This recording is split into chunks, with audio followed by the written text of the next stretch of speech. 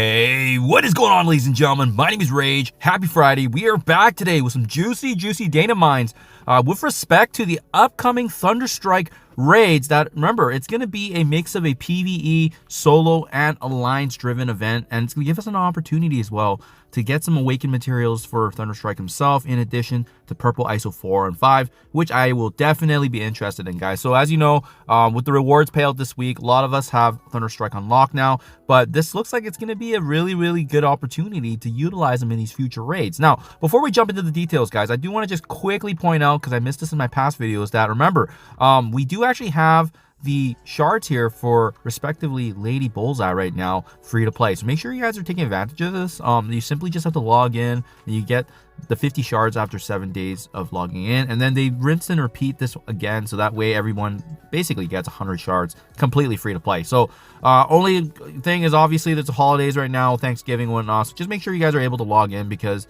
there's not really any room for error. If you miss the login day, that's it, and you lose out on the 50 shards. So just something to be mindful of there.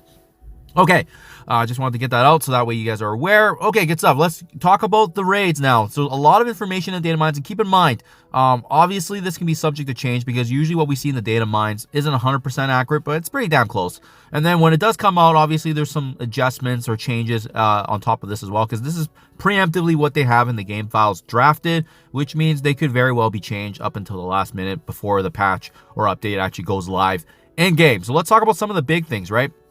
Number one, there are some significant buffs being made to the legendary tunes. So Ally Quasar, he's going to be gaining the traits of Vigilante, Thunderbolt, Accursed, as well as Fantastic 4.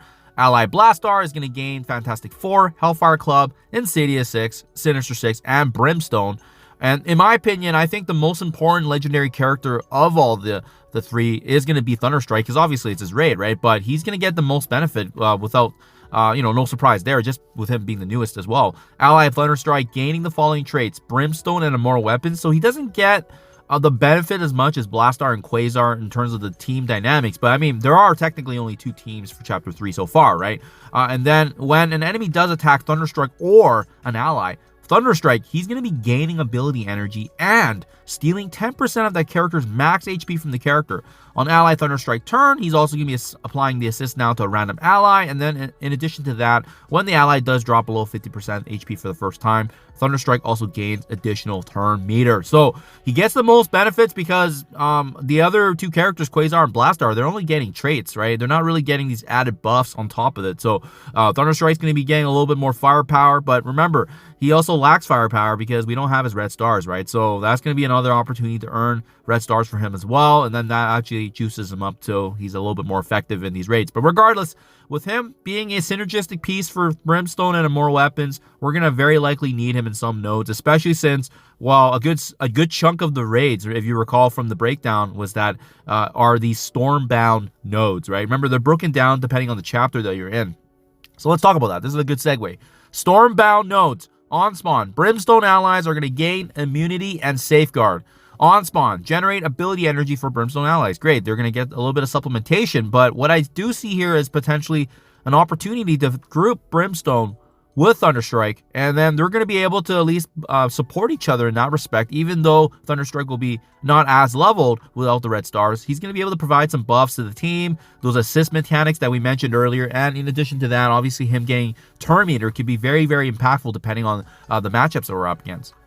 Brimstone allies also gaining 100% speed bar, so they're going to get a turn from the get-go. And then on kill, barrier all Brimstone allies for 100% of their max HP, plus apply safeguard and immunity for 2 turns to all Brimstone. So it goes without saying, I mean, it's no question, right? Immortal Weapons isn't released yet, so it kind of makes sense that the majority of these Stormbound nodes are really benefiting Brimstone. But guys, in case you missed this as well, like, hopefully you guys aren't skipping Brimstone, because they've just shown immense value. I mean, the recent Danger Room, we need them for Blue Marvel in terms of that global section, and now we even have a raid where, for the Stormbound nodes anyways, Brimstone is very much going to be the best raid team for the Stormbound nodes, right? Until we get access to Immortal Weapons and they make some revisions there.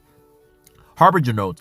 On spawn, Vigilante gaining safeguard and speed up, so that's no surprise. They just needed that little extra boost. On kill, Fantastic Four MCU. Each Fantastic Four MCU also gains 3 ability energy on kill, so that's really, really important because I think we're going to see them getting used more than Vigilante, actually. It depends on the matchup, but we'll see. On spawn, Fantastic Four MCU also gain offense up and speed up, and then on kill, Thunderbolt allies gain 25% speed bar. I definitely think Thunderbolts won't be popular whatsoever just because of the fact that there's just so much buffs happening for Fantastic Four.